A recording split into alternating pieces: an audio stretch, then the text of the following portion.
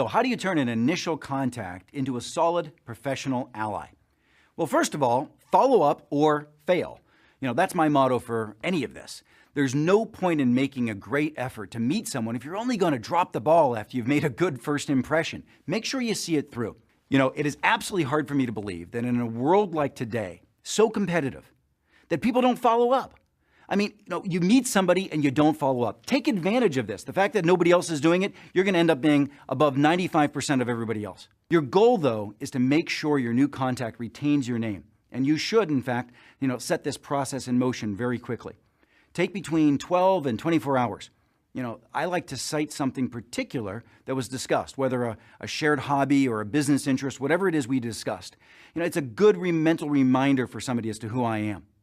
I also like to make sure that this communication looks toward the future. Say, like the next time I'm in town, I'd love to get together, so that you secure their commitment to actually being able and willing to sit down with you for some extended period of time to talk about business or whatever it was.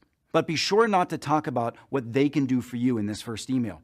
You want to keep the focus on what you can do for them. It's about generosity. Reach out to the world with generosity.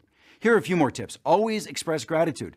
And in fact, reaffirm the commitments, as I mentioned earlier, that you've already made. Emails are fast, but an additional way to do it could be a snail mail, and that'll actually add a nice personal touch. And don't forget to follow up with someone who has actually acted as a go-between. If somebody introduced you to this individual, express your appreciation to them and let them know how much you really appreciate it and that the conversation went well. Make follow-up a habit, and you'll make it automatic. It just needs to become rote for you. You'll seem all the more memorable for actually having reached out in the first place.